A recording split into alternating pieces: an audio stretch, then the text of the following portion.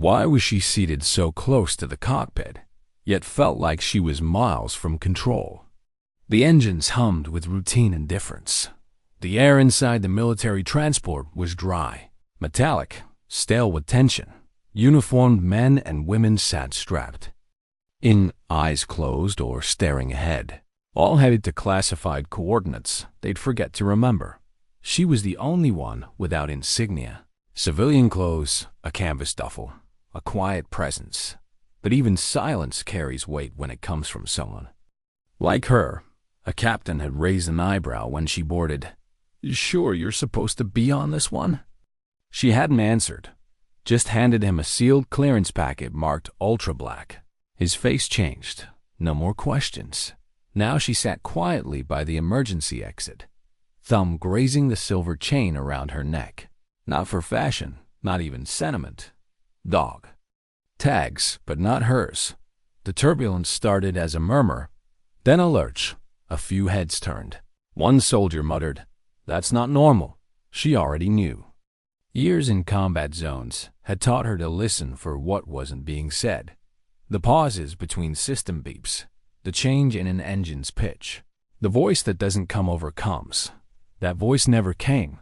Then a loud bang, a sudden drop. Screams. The oxygen masks fell. Someone shouted. What the hell was that? She was already unbuckled, moving toward the cockpit. A lieutenant blocked her. "Ma'am, you need to remain seated." She met his eyes. "Do I look like a ma'am to you?" He hesitated, and she was past him, inside the cockpit. The scene wasn't chaos. It was worse. It was shock. Both pilots were pale, hands trembling over controls that weren't responding. One looked back. "Who the hell are?" She didn't answer. Her eyes scanned the panels. Warnings flashed. Hydraulics fail. Stabilizer override. Tail damage. The co-pilot whispered, "We've lost vertical lift. Left rudder's dead. She won't respond." She leaned forward, calmly flicked 3 switches, powered down the auto controls, reset the trim manually, her voice steady. "You're in a flat spin. It's going to spiral soon unless we guide the nose down and cut drag." The captain stared at her. "How do you know that?" But he was already following her hand movements. The plane shuddered again. She ignored it. "Is this bird carrying armament?" "Yes, external racks," she nodded. "Drop 'em." The pilot hesitated. "Drop them now." He did. The aircraft jolted as thousands of pounds of steel released beneath them. The weight shift changed the trajectory. Just enough. The spin slowed. She took the yoke. "I've flown this class before, not by choice, but I know her stubborn bones." They looked at her differently now, like she wasn't just a passenger anymore, like she never was, that there was something she hadn't told them, not yet, because the last time she'd flown a bird like this, it hadn't made it, and the men inside hadn't either. She hated flying, always had. It wasn't fear, it was memory. The hum of engines brought back the wrong things.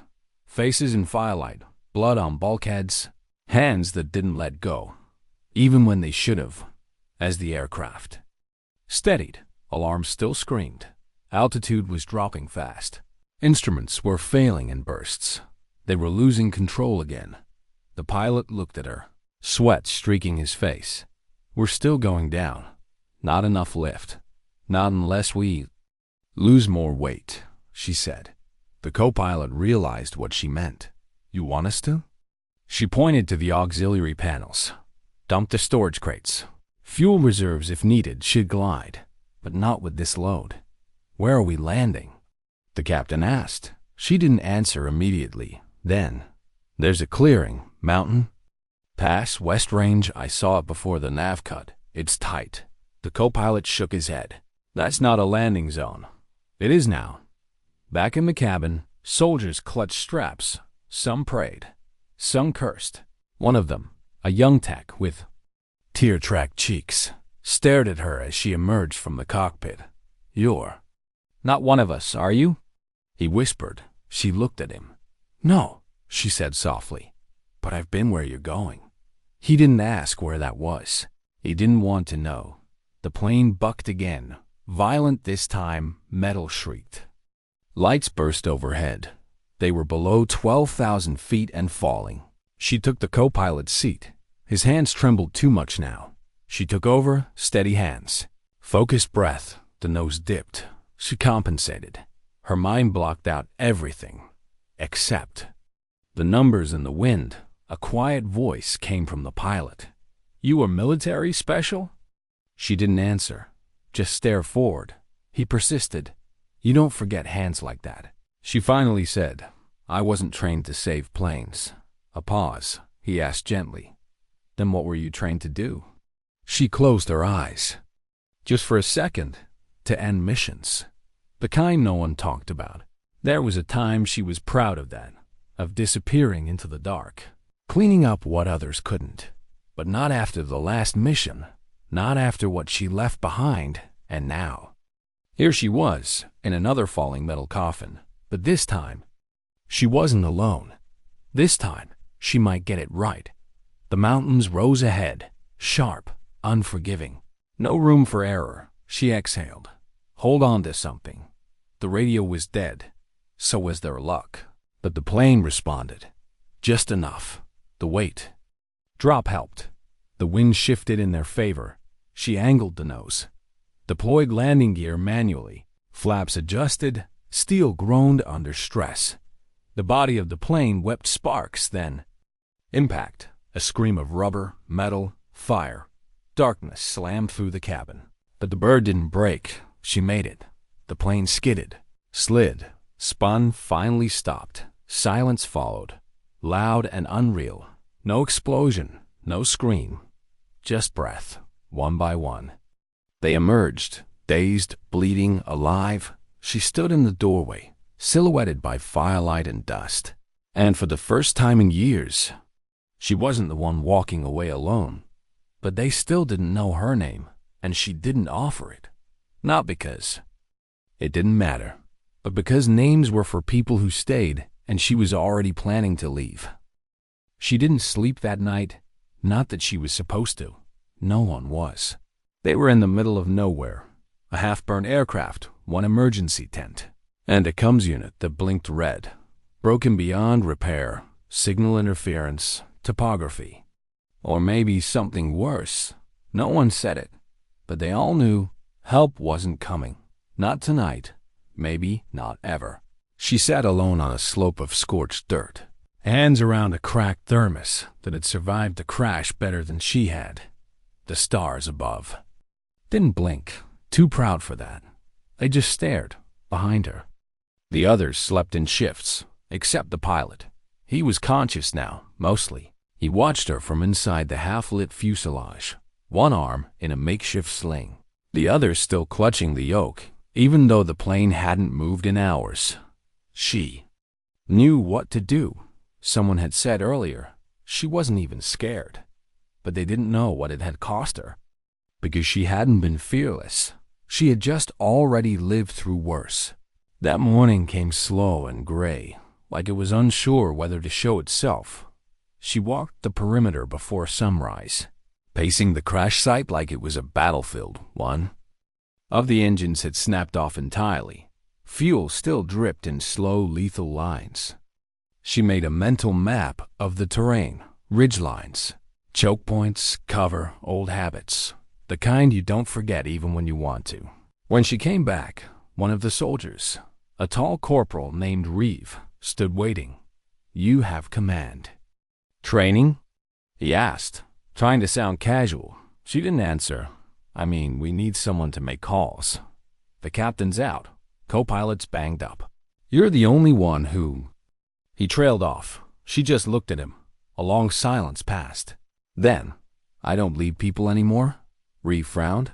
"But you, I get people killed." She said flatly, "Find someone else." He didn't press, but he didn't walk away either. That's when the shot rang out. One sharp crack, high caliber, long range. It missed on purpose, a warning. She dropped instantly, hand already reaching for the pistol she didn't have. Because this wasn't a war zone. Until now, sniper. Someone yelled. The camp scrambled. Shouts, chaos. but she was still listening, feeling, not fear, not yet, just confirmation. She'd suspected it when they crashed. The terrain wasn't just random. This was a corridor, a kill box someone had wanted the plane down, and now they were being watched. She moved before the others could stop panicking, found cover behind the landing gear, used the flame-scorched metal as a shield. Her eyes scanned the high ridge. Not one glint, not one shadow, but she knew exactly where the shooter was. She didn't say how, didn't explain that she'd once been that shadow, that trigger, and she knew exactly what came next. "They're testing us," she muttered. Reeve ducked beside her. "Testing what?" "Our discipline. Another shot. Closer. They're not trying to kill us yet," she said. "They're hurting. To what?" "To something worse." They moved the camp into cover, dragging supplies into a rocky trench while using the plane's husk as a decoy. She directed it silently. No orders, no rank, but no one argued. Even without stripes, she was command. That's the thing about authority. Sometimes it speaks loudest through silence. Later, Reeve found her wrapping a burn on her wrist. "You said you don't lead." "I don't," she replied, tying the gauze. "Then what is this?" She didn't look up. Survival. At nightfall, she climbed the ridge alone. No one knew. She moved like vapor between trees. No flashlight, no sound. She didn't need one. This was the part of her that never left, the part she'd buried under years of quiet jobs and false identities, the part that remembered how to breathe with the earth. When she reached the high outcrop, she crouched low, waited. Then she saw it. A faint ember, a puff of breath, a figure silhouetted in moonlight, hidden behind a blind. Watching the wreck below, she reached for a rock, tossed it to the left. The sniper turned his head, and she was behind him. 1 second, 2 breaths. He never heard her coming. She didn't kill him. She didn't have to. He was young, just a scout. A local? Shaking when she took his rifle, hands raised, speaking fast in a language she didn't know, but understood all the same. "I didn't mean to. I was ordered. Please don't." She didn't speak back, just tied his wrists, blindfolded him, and left him for the team. The others stared when she dragged the sniper into camp at dawn. "He's just a kid," someone whispered. She didn't respond, but in her chest, something stirred. Not pity, recognition. She'd been young once too, had once held a rifle like it was her only protection from the world, until she realized it wasn't protecting her. It was defining her. With the prisoner in custody, the question started. Why us? Why this flight? What are they after? She didn't have all the answers, but she had one. "There's something in that wreck," she said. They looked confused. "Not people," she clarified. "Not cargo. Something else." Reeve frowned. "Like what?" She looked at the tail section, half buried in mud and wire. Something no one was supposed to find. That night, she opened the sealed case she had kept chained to her wrist. Inside, a metal cube, black, silent, cold to the touch. The soldiers watched, confused, some intrigued, some scared. "What is that?" Reeve asked. She hesitated, then whispered. "A voice." Reeve blinked. "What?" "A recording from someone we weren't supposed to hear." The cube wasn't tech. It was proof of something bigger, something damning. She had stolen it at a cost, and now someone wanted it back, even if it meant killing a plane full of innocents to get it. She felt the weight of eyes again, watching her, not just from the ridge, from inside the group. Not everyone was who they claimed to be. That's the danger of war. Zones. Identity is as fragile as trust, and both break easy. She couldn't sleep again. But this time, it wasn't memory that kept her awake. It was the knowledge that someone down there wasn't just scared or wounded. They were waiting for a moment to strike. She reached for the cube again, holding it in her lap like it might speak if she held it tight enough. She thought of the voice inside, the one that had begged, confessed, revealed, and she remembered. The last words it said, "If this gets out, No one's safe. But if it stays buried, we're all lost. She looked up at the stars again. Still proud. Still cold. But this time, she didn't look away. She stood over the prisoner in the pre-dawn haze, watching him breathe. Every inhale trembled. He wasn't a killer, not yet. But someone had handed him a rifle and pointed him toward a falling plane. That was enough. He hadn't spoken since she'd bound him to the landing strut, not even when offered water. But now he finally whispered, "They're coming." She didn't flinch. When? He shook his head. Soon before dark. Why? His jaw clenched. To erase. That word echoed through her skull like a shot. Erase. Not attack. Not rescue. Not negotiate. Erase. Her thoughts churned like gears grinding sand. It confirmed what she feared. The wreck wasn't just inconvenient. It was radioactive. Figuratively, politically, historically.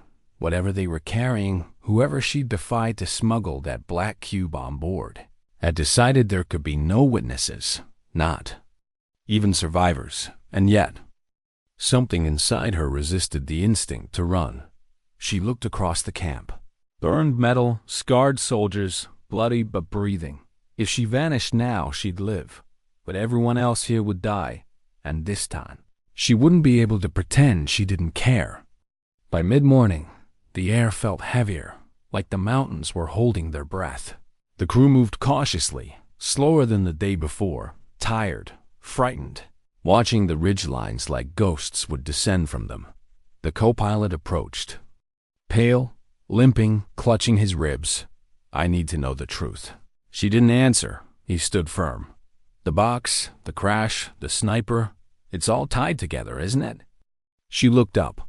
"What happened on your last mission?" He pressed. She hadn't told anyone. She didn't want to. But part of her knew the answer mattered now. Not just to him. To them, to the outcome. She stared toward the black cube for a long moment. Then quietly. "There was a village." He waited. "I was sent to eliminate a hostile commander hiding there," she continued. Her voice was slow, controlled. But it wasn't the commander. It was a journalist, a woman, unarmed. The co-pilot's eyes darkened. "So what did you do?" She took a breath. "I didn't pull the trigger." He looked confused. "I was too late," she said.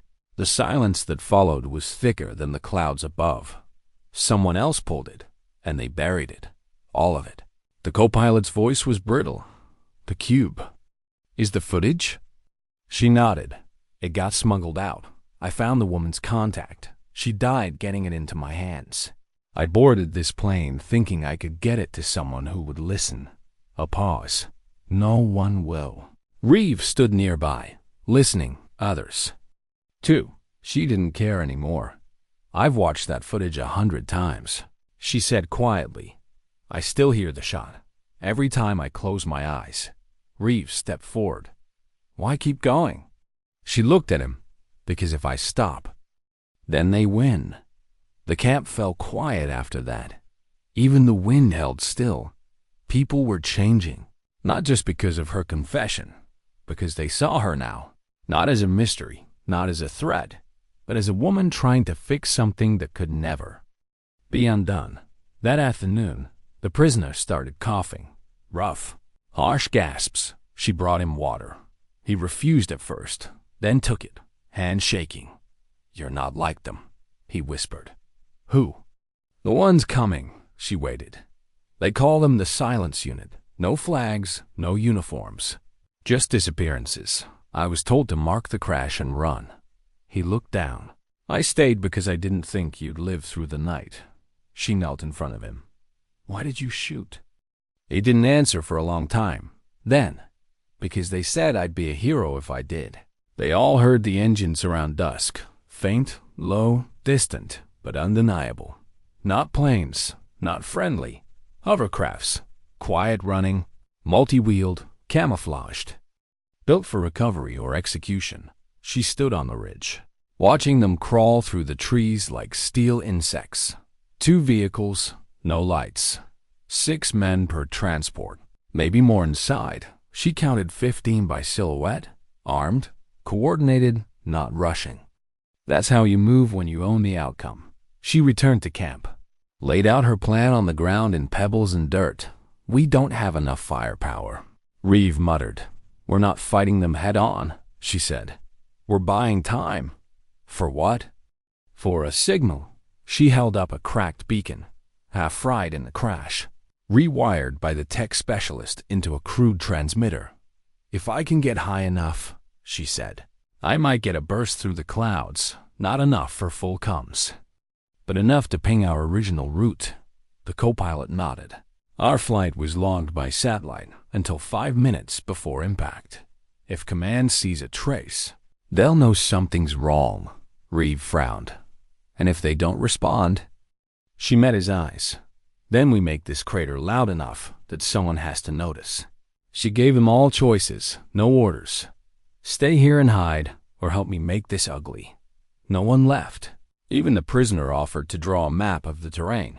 She cut his binds. He blinked. Why? She handed him a bottle of water. Because if you're lying, you'll get one of us killed. But if you're not. She didn't finish. Didn't need to. He helped.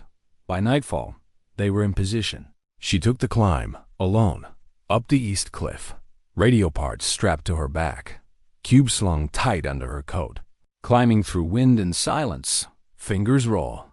Muscles burning, she didn't stop. Every foot gained was another second of signal strength. At the summit, she wired the signal node to a bent relay mast, then prayed, not to be saved, just to be heard.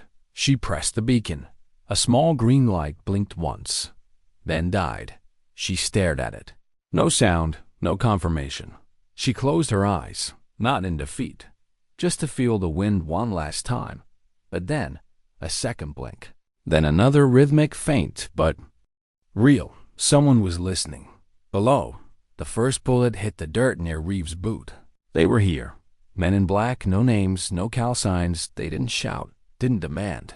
Just open fire. Reeve ducked, returned fire. So did two others. The camp flared with muzzle light and grit. Then silence again. She didn't panic, didn't race back down. She'd left her part behind. Traps, distractions, decoys, but she still had one more role to play. She sat on the ridge, took out the cube, pressed play, and let the voice echo across the mountain through the last working speaker. They said the operation was clean, but I was there, and I saw what they buried. If you're hearing this, I'm already gone, but you can't let them erase the truth. Below, the enemy froze. The voice made them hesitate. That's all she needed. From the ridge, she triggered the flare. Not a call for help. A call for truth, bright, blinding, defiant. Somewhere in orbit, a satellite saw it. So did someone far away. Someone who couldn't ignore it. Why weren't they firing? The moment the flare lit the sky, a streak of defiance painted in fire. The black-clad unit froze. Not in fear, in calculation. She watched them from the ridge. Eyes narrowed. They weren't retreating. They were thinking, adjusting. Not soldiers, operators. The kind sent to disappear people. The kind who didn't panic, didn't hesitate. The kind who knew a flare might mean satellites, might mean witnesses. But she had played her hand. And now the clock had started. Somewhere, someone saw that. Light they had to below.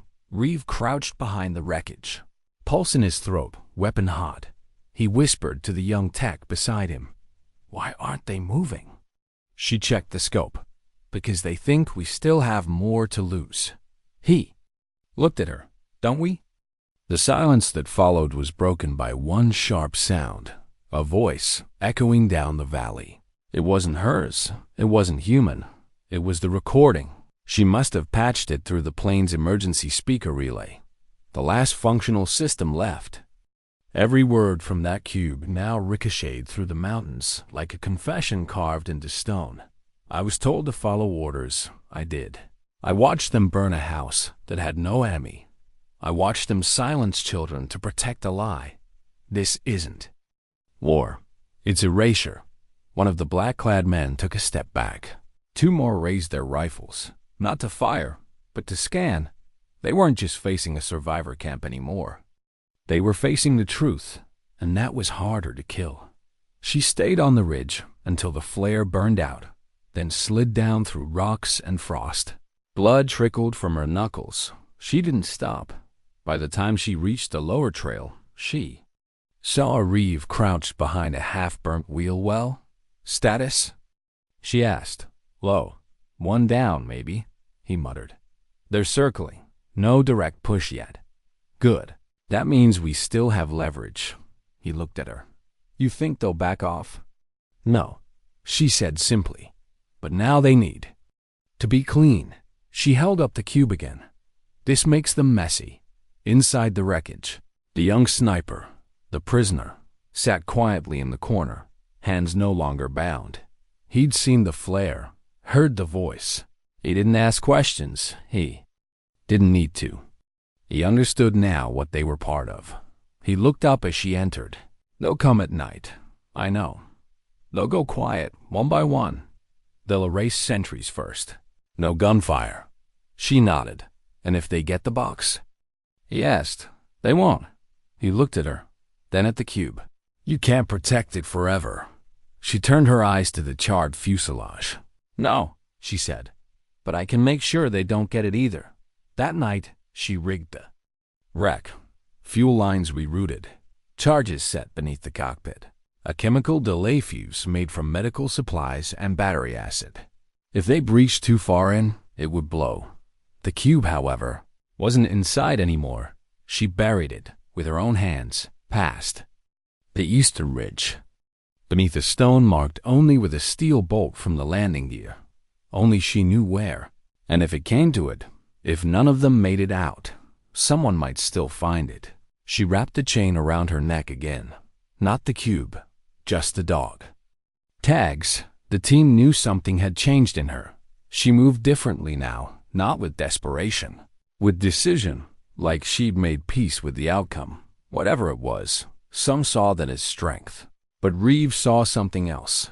He followed her to the edge of the crash zone, where she knelt to reset a tripwire. "You're planning to stay behind, aren't you?" She didn't look up. "You think if they get past us, you can buy time." Silence. He sat beside her. "Don't." She turned her eyes to him, not sharp, not cold, just tired. "You've done enough," he said. She shook her head slowly. "Not yet." The first breach came at 3:14 hours. No warning, no noise, but she felt it.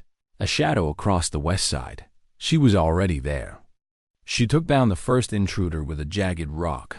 No gunfire, no hesitation, no mercy. The second. She knifed in the leg, crippled him, let him scream. That was the signal. Gunfire erupted. The wreck lit up in orange. She ducked into the smoke, moved like a ghost between the trees. Every move was planned, every path pre-scouted. She didn't need backup. She was the fallback. Meanwhile, Reeve and the others held the ridge.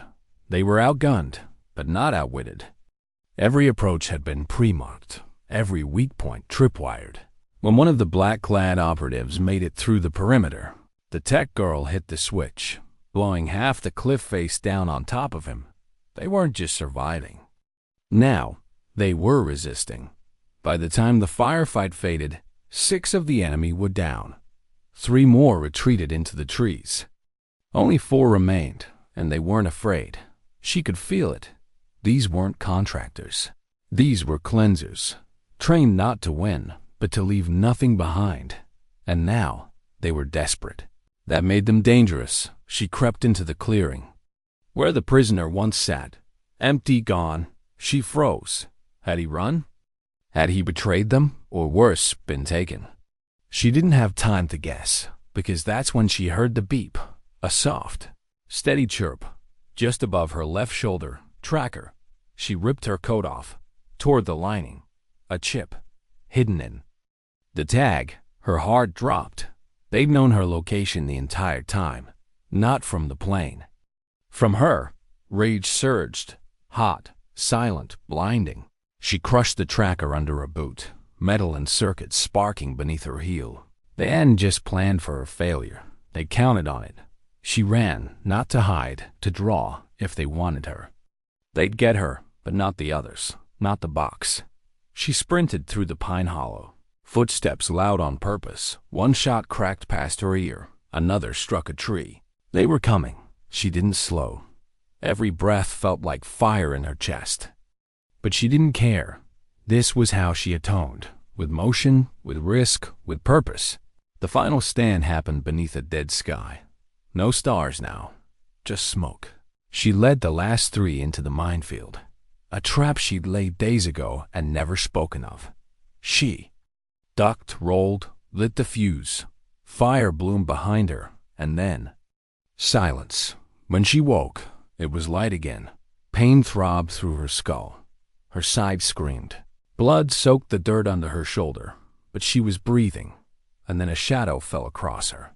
Reeve. He knelt beside her, face smeared with ash and sweat, voice shaking. "You did it," he said. She blinked. "I buried it." She whispered. He nodded. "I know." She reached up, touched the dog tags around her neck, but she didn't smile, because one truth remained. They might have survived, but the war wasn't over. Not yet. Why did surviving feel heavier than dying? She lay still in the cold dirt, breath shallow, body broken in places she couldn't name. Her shoulder throbbed. Her ribs protested every inhale, but she wasn't dead. Not yet. Around her, the forest smoldered. Branches hissed with dying embers. The soil had been shredded by heat and shrapnel, stained with something darker than smoke. The trap had worked. 3 of them down. No shadows left. But even victory cost something. She tried to move. Her body didn't answer. Then a voice broke through. Hey. Hey. Don't move, don't." Reeve, his hands under her, gentle but firm. He was saying something. Maybe asking questions. She couldn't hear it all. Everything swam. She blinked once, twice, then darkness again. When she woke next, it was quiet. Different kind of quiet. Not the kind that follows a firefight. The kind that comes after too much has been said. After too much truth has bled out. She was inside the wreck again, or what was left of it. A thermal blanket over her chest. Someone had cleaned the blood from her jaw. The tech girl, Faye, sat cross-legged nearby, chewing nervously on a protein bar. "You're lucky," Faye said without looking up. "Another inch, and you'd have had a rib through your lung." She didn't respond. Faye continued. "Reeve stayed up all night keeping watch. He thinks you're still planning to leave us." The silence lingered. "I told him he's wrong," Faye added, voice quieter now. "You're not leaving, right?" Still no answer, but Faye didn't press. She just stood and whispered, "We need you, whether you want that or not." She waited until they all slept again. Then she limped out under the stars. Back to the ridge, to the stone, to it. She dropped toe, her knees beside the hidden bolt, dug with fingers until they split. And when she reached the box, still cold, still humming faintly with secrets, she cradled it against her chest like a confession. She whispered into the trees, into the air, into memory itself. "I should have stopped it back then." The words didn't echo, because guilt rarely needs permission to stay. Her last mission hadn't just failed. It had haunted. She was supposed to intercept a defector, extract a leak, contain the story. Instead, she found the story was true, and the leak was human, a woman with a daughter, a reporter who'd seen what no one was allowed to. They told her the woman was compromised, dangerous, but the only danger she'd carried was truth. And still, the shot was fired. Not by her, but close enough, close enough that she could smell the blood, hear the child scream. She'd been ordered to disappear, to vanish, to let time bury the details, but time hadn't, and neither had she. Back at the wreck, the remaining survivors tried to rebuild. No help had arrived, no choppers, no signals confirmed. But something had shifted. Reeve stood watch like it mattered. Faye rebuilt the long-range comm, with parts scavenged from the emergency raft. Even the prisoner, still unnamed, still quiet, started helping gather supplies. He refused weapons, but not responsibility. She returned to them by mid-morning, face unreadable, box hidden once more. Reeve approached, voice cautious. "You okay?" She looked at him. "I buried it deeper," she said. He nodded. "Good." But what he didn't say, what hung between them, was clear. "You buried something else too, didn't you?" That night, the wind shifted, warm, unnatural. Then a sound, not boots, rotors far off, but growing. Everyone froze. "Is that?" Faye started. "Stay down," she ordered. They listened. Reeve raised his binoculars. Eyes sharp. Then he said, "It's ours." No one cheered. Not yet. She stepped forward, eyes scanning the sky. 2 tilt-rotor transports. Marked, tagged, U.S.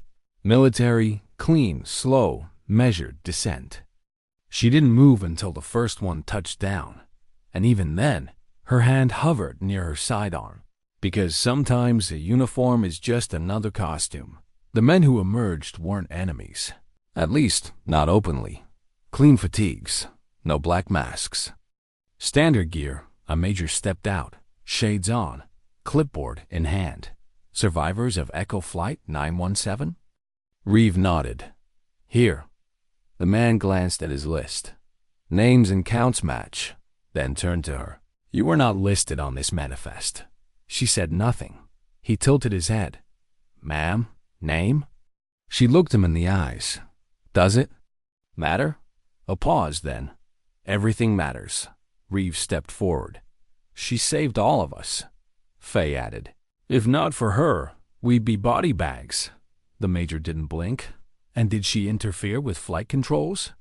"Yes," Reeve said without hesitation. "She controlled the crash." The major jotted something down. "We'll need a debrief, full accounts." He looked at her again.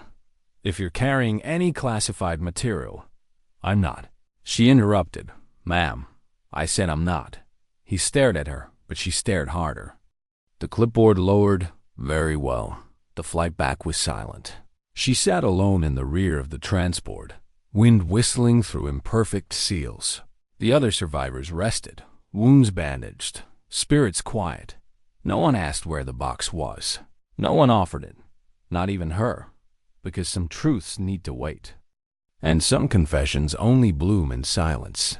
When they landed at the secure base, medics flooded the hangar, analysts, brass, all circling, but she walked past them, unregistered, unnamed, unnoticed, almost. A general stopped her. Operative. She turned. Slowly, his face didn't smile, but it wasn't cruel. "You could have let that plane crash." She didn't answer. He said, "You were listed as burned, decommissioned, ghosted." She replied, "I still am. You want to stay that way?" She didn't blink then. "Yes." He nodded once, then stepped aside. She walked out under the floodlights, into the dark, free, but not unburdened. Never unburdened. That night, in a nondescript motel room 2 cities away, she pulled the box from the bag, wiped the dirt off gently, set it on the table, and pressed play again. That voice, so clear, so broken. "I never wanted revenge, I just wanted someone to listen." She listened, then whispered, "You have my attention." The motel room was cheap. Flaking paint, humming fridge, one lamp, yellow and twitchy. But for the first time in days, there was heat, running water, a door that locked. She didn't unpack, didn't take off her boots. She sat at the small table. In the corner, the black cube lit by a slice of moonlight, and listened again. That voice, weary but resolute, told the story of a massacre buried under lies, sanctioned by men who'd never once bled. They told me it was a cleansing up, a threat, but there were no weapons, no insurgents, just people, just people. She'd heard it enough times to know every pause, every tremor, but still, it cracked her open, because even though she hadn't fired the shot, she'd been there, and doing nothing was worse than pulling the trigger. She pressed pause, sat in silence, then whispered, "So what now?" She thought about disappearing again. She could vanish, Drop off the grid. Delete the last 5 days like they never happened. No name, no rank, no past. Just like they trained her. But then she looked at the cube, still, cold, but alive in its own way. It had survived hell, so had she, and maybe, just maybe, that meant something. The next morning, she bought a burner phone and a one-way train ticket. Destination, Washington. Not because she believed in the system, because someone had to break it. Open. She didn't travel under her name. She didn't wear the tags. She let her shadow do the walking and let her body heal on the move. She sat by the window the entire ride, watching the landscape roll past, rivers, steel towns, fractured skylines. The country looked peaceful. But that's the thing about peace.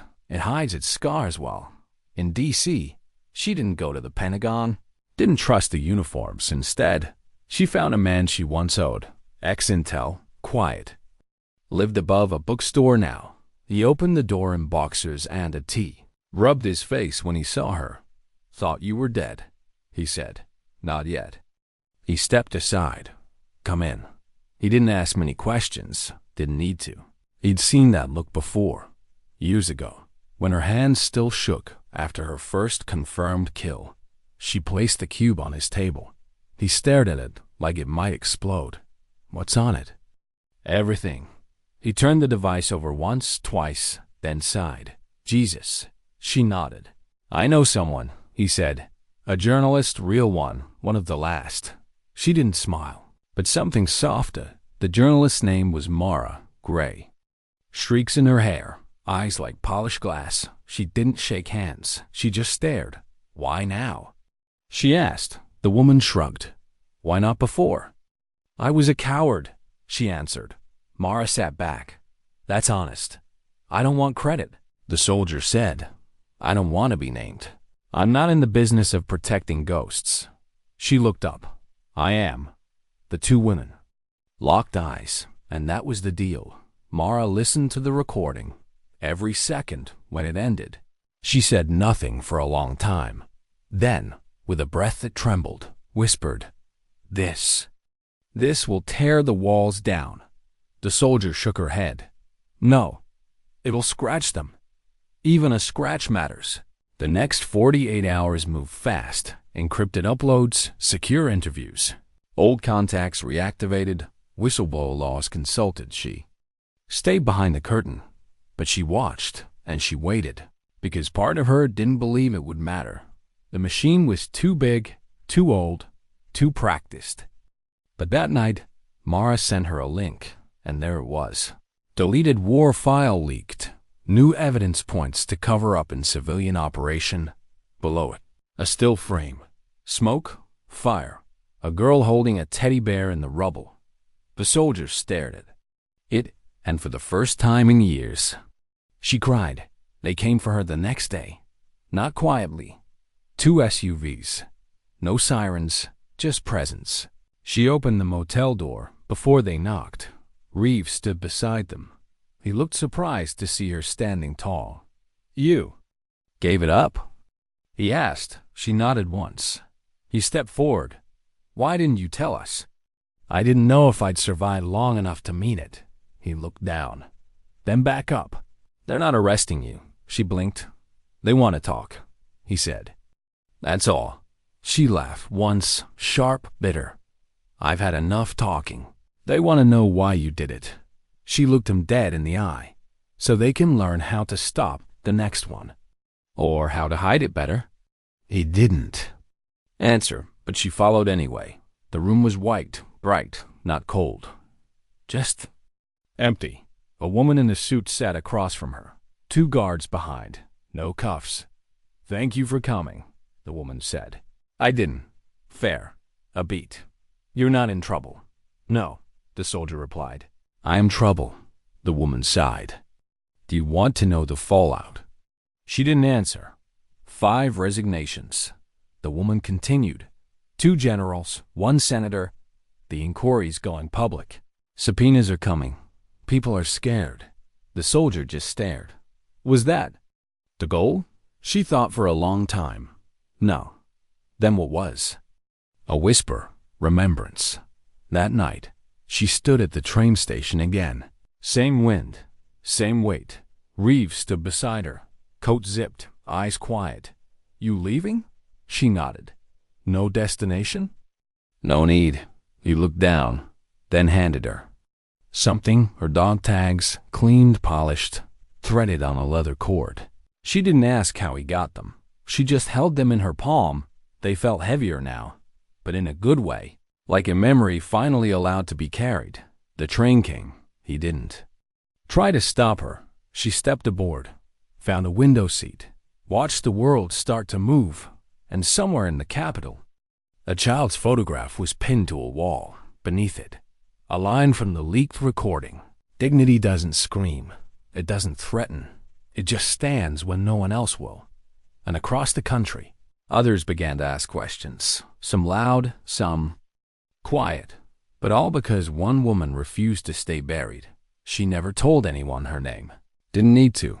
The story spoke louder than she ever could, and some legacies. Don't need medals, just memory. Why did people call it closure? As if a door quietly shuts behind you, and suddenly the weight you've carried for years just floats away. She didn't feel lighter. She felt honest. That was different. The train sped through rain-soaked farmland, windows trembling with each gust of wind. She sat still, face half-lit by flickering overhead lights, watching her reflection blink between past and present. She hadn't slept much. Didn't want to, because in dreams, she still heard it. The scream. The one from the girl with the teddy bear. The one that never made it into the report. A message came. Through the burner. It wasn't from Reeve or the journalist. It was from someone she hadn't expected to ever hear from again. "We need to talk. Meet me. Just once." Signed with a name, Lance Barrett, her old commanding officer. The man who ordered the mission that started everything. The man who told her to erase what she saw and then ghosted her when she refused. She stared at the message for a long time, thumb hovering over delete. Then she whispered aloud, "Not yet." He chose the place, of course he did. A war memorial, old stone, cleaned monthly, names etched deep. There were flags nearby, benches, a silence designed to feel like peace. She approached from the far side, coat collar raised, shoulders rigid. He stood alone, gray now, heavier, civilian clothes, but still standing like a man with command in his blood. He didn't smile when he saw her, didn't offer his hand. "Thought you'd ignore me," he said. "I thought so too," she answered. They stood there for a moment, two ghosts facing the crater they helped create. Then he spoke. "You leaked." She didn't deny it. "You realize what that means?" "I know exactly what it means." He glanced toward the stone wall. "I buried good men. Their names are here. Names no one ever questioned." She didn't look. "Did you ever ask why those names were needed in the first place?" She asked softly, his voice lowered. "You were supposed to be better than this." She stepped closer. "No, I was supposed to be silent." The wind picked up, rustling flags and memories. He exhaled. "We protected peace." "No," she said. "We marketed it. Then we buried what didn't sell." He flinched, just a little, then looked away. "You still have it?" "No." His head turned fast. "I gave it away." "To who?" "To someone who won't waste it a beat." "And what about you?" he asked. "I'm no one," she said. "That was the plan, right?" He looked down, then back up. "I was trying to save the country," he said. She held his gaze. "By killing its soul?" She didn't wait for him to answer. She walked past him, slow, measured, then stopped a few feet ahead. "Don't call me again," she said. "The next time you see my name, it'll be in your nightmares." And then she left. Days passed. The story grew. News broke. Protests rose. Investigations opened. She stayed silent, watched from rooftops, alleys, crowded cafes. She saw the world notice. Just enough to sting.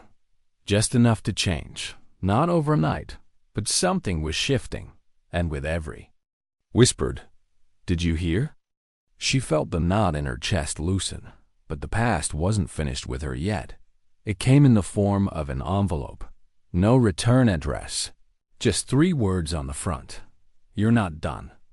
Inside, a photograph, grainy but familiar, the village, the one from before, only now, rebuilt. People walking, children laughing, and in the corner, the girl older now, still holding the bear, a scar under her eye, but alive, and on the back, scribbled in childlike handwriting. Thank you. Her knees gave out. She sat on the floor of her motel room for an hour, staring at the picture, hands shaking. No one had ever thanked her. Not once. Not for surviving. Not for leaking. Not for fighting. But here it was. 3 words that hit harder than any metal. Later that night, Reeve found her. He didn't knock. Just walked in. How'd you find? Me? He smirked. You leave breadcrumbs. You're not as stealthy as you think. She didn't argue. He handed her a folder, manila, heavy. What's this? He sat. Names, documents, the rest of the unit. The ones who signed off. The ones who knew. She flipped through it slowly. It wasn't revenge that stirred in her. It was clarity. Why give this to me? Because I trust you more than I trust them. She looked up. His eyes didn't waver. They're planning damage control, he said. Some of them already disappeared, but the rest, they're vulnerable. Right now, just for a moment. She closed the folder. You want me to finish it? No, he said. I want you to choose. She sat with the file all night. No coffee, no music, just paper and guilt. Because now, it wasn't just about one leak. One truth. It was about accountability, about holding the line. And for the first time since the crash, she realized she had the power to do it. Not with bullets, not with blood, but with light, with truth, with memory. The next morning, she called Mara. Ready? The journalist asked, Yes. This isn't just a match, Mara said. It's the firestorm. She nodded. I'm tired of hiding in the ashes. Within 24 hours, the second wave hit. Not a leak this time. A flood, names. Accounts, timelines, confirmed, verifiable, undeniable. The public didn't just whisper now, they roared. The headlines screamed. The hearings reopened. The statues of heroes fell, and behind it all, quietly, she watched. She didn't attend the hearings. Didn't want to be the face. Let someone else carry the flag this time. She had her own mission now, a quieter one. She traveled, visited places forgotten by time, ghost towns and scarred landscapes. She spoke to families. She handed off files to people who deserved to know why their sons never came home.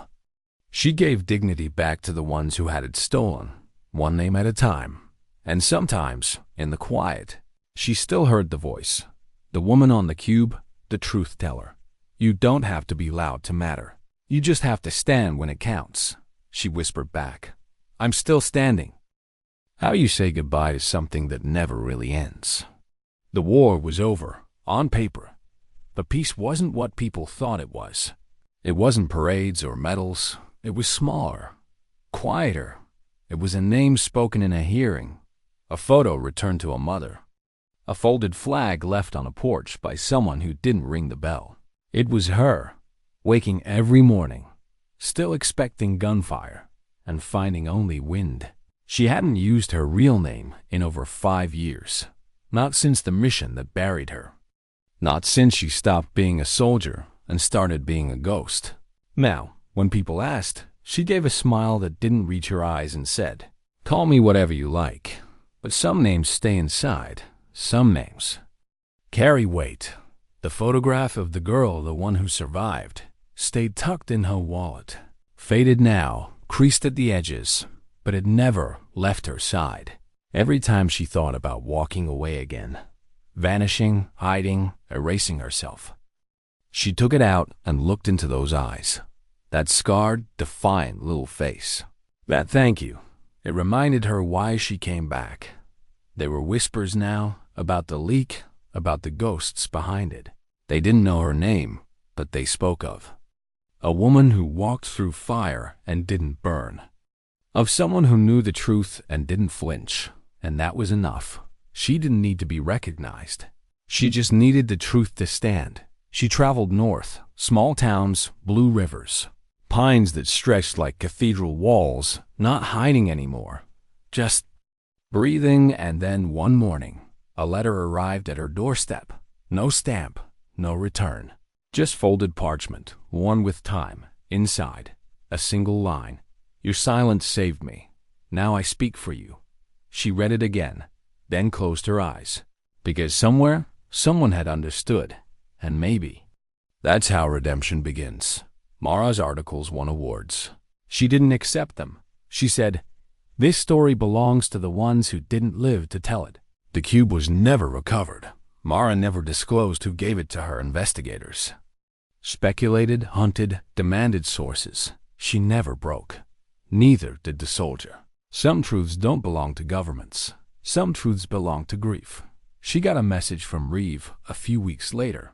He was teaching now, military ethics. Can you believe it? He signed the email. Still standing. Thanks to you. She smiled. Not because she saved him, but because he saved himself.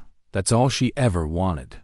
For people to see again, to question, to stop mistaking orders for morality. She walked into a VA center one afternoon, unannounced, sat through the orientation like a new recruit, said nothing, just listened. Then, when a counselor asked for volunteers to help with trauma cases, she raised her hand and they let her stay. Not because of her record, not because of her scars, because when one of the younger veterans asked, "Did you ever lose someone and not know why?" She didn't look away. She answered with her whole soul. Yes. They began calling her Red. She didn't correct them, didn't need to. She wasn't chasing identity anymore. She was building truth, one story at a time. One day, a woman walked into the center, civilian clothes, shy eyes. She was holding a file. The same file Reeve had once handed over, the one with the names. The woman trembled as she placed it on the table. "I think one of them signed off on my father's op," she whispered. "He never came home. They told us he got lost in a storm." The soldier nodded. "I'll help you find him, even if he's dead." Especially then, it became a ritual. People came to her with half stories, broken timelines, censored documents, and she listened, not as an expert, not as a hero, just as someone who knew one night. She stood outside under the stars, the same stars she used to stare at from desert outposts and crash sites and blackout zones. She wondered how many others were out there like her, ghosts, still breathing, still carrying things that never made the reports. Maybe one of them was watching the same sky right now, asking the same question. Why me? She didn't have the answer, but she had a reply, whispered into the dark. Because you're still here, and that matters. She kept the tags now, not around her neck, but on her wall, framed beside the photo of the girl, not as trophies, but as reminders of what was taken, of what was given, and of what still needed to be said. Years passed. The story faded from headlines. Other scandals came and went, but in quiet corners in classrooms, in vet centers, in whispered interviews. The memory stayed alive. It had a name now, not hers, not even the journalists, but the girls. They called it the Bear Operation, because in the center of it all, of war and silence and fire, was a child holding on to innocence in a place no child should have ever been. And that's what people remembered. Not the politics, not the generals, the girl. And sometimes, that's the only way truth survives. Not by being loud, not by taking power, but by being human. She visited the memorial again. Not the one for war heroes, a smaller one. The village. Someone had set up a bench there. A plaque, flowers. There was no ceremony. No flag, just a stone, carved with 7 words. Let us be remembered for what mattered. She sat there for a long time, watched children run past. One of them held a bear. She smiled. and for once, the weight on her chest felt lighter. She walked away with her back straight. No medals, no honors, no promises, just purpose. The kind that doesn't need to be shouted, the kind that lasts. Sometimes, dignity doesn't speak, it simply acts. And when it's done, it disappears like morning fog, leaving only truth behind.